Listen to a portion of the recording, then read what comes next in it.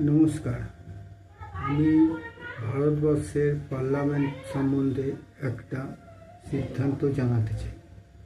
সিদ্ধান্তটা হলো এই যে ভারতবর্ষের পার্লামেন্টে একটা আইন নিয়ে আসা উচিত, যে আইনের মারফত প্রত্যেকটা রাজনৈতিক সদস্যদের যারা ভোটের উদ্দেশ্যে দাঁড়াবেন তাদের যেন শিক্ষাগত যোগ্যতা কমপক্ষে গ্র্যাজুয়েশন হয়।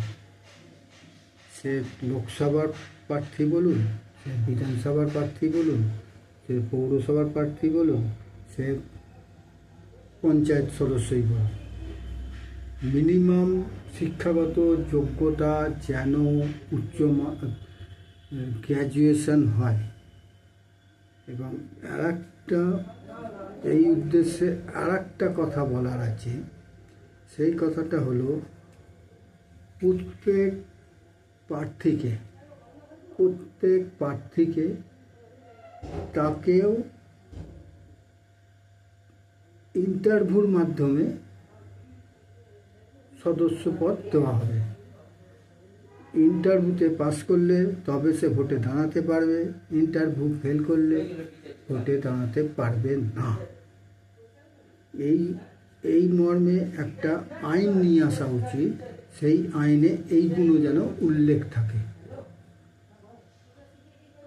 কারণ দেখা যাচ্ছে যে যারা অশিক্ষিত, শিক্ষাগত যোগ্যতা ন্যূনতম কম, তারাই দেখা যাচ্ছে সমাজের সবথেকে বড় নিকৃষ্ট লোক। এইখানে মারামারি, কাটাকাটি, খুনোখুনি, রাহাজানি এইসব তবেই বন্ধ হবে যদি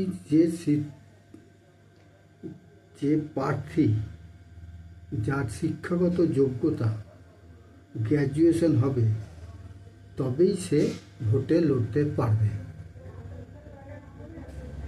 এই উদ্দেশ্যে ভারতবর্ষের পার্লামেন্টে একটা আইন নিয়ে আসা উচিত, যে আইনের মারফত এগুলো করতে হবে। যে প্রার্থী লোকসভা বা বিধানসভা বা পৌরসভা বা পঞ্চায়েতে দাঁড়াতে চান, তাদের পরীক্ষা এবং ইন্টারভিউ দিয়ে পাস করলে তবেই সে দাঁড়াবে।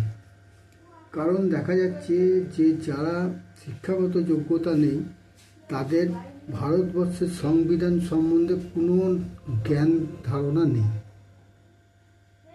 এই জ্ঞান ধারণা না থাকার জন্য আজকে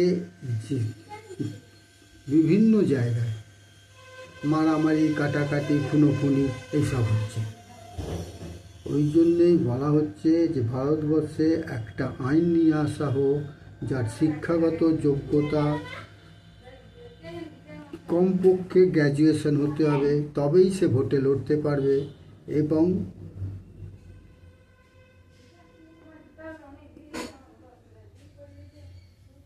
তাকে পরীক্ষার মাধ্যমে তাকে রাজনৈতিক সদস্য প্রার্থীপদ নিতে হবে। যেমন আমরা একটা চাকরি করতে গেলে আমাদের যেমন ইন্টারভিউ দিতে হয়, লিখিত পরীক্ষা দিতে হয়, দিয়ে তবে আমরা পাস করলে তবে আমাদের আবার ইন্টারভিউয়ে ডাকা হয়, ইন্টারভিউয়ে পাস করলে তবেই আমরা সেই চাকরিটা পাই। অর্থাৎ এই কারণে বলা হচ্ছে যে রাজনৈতিক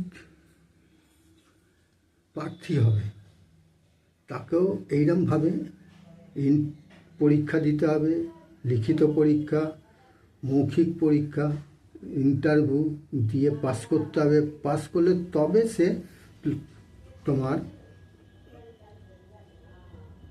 নির্বাচনে দাঁড়াতে পারবে। এই কারণে এই উদ্দেশ্যেই আমি আপনাদের সামনে উপস্থিত করলাম। আপনারা কে কী ভাবছেন, কে কী চিন্তা করছেন তা আমারকে লাইক করবেন, সাবস্ক্রাইব করবেন এবং ফলো করবেন। ফলো করে সবাইকে এই উদ্দেশ্যটা জানিয়ে দিন। जय माता, वंदे मातरम, नमस्कार।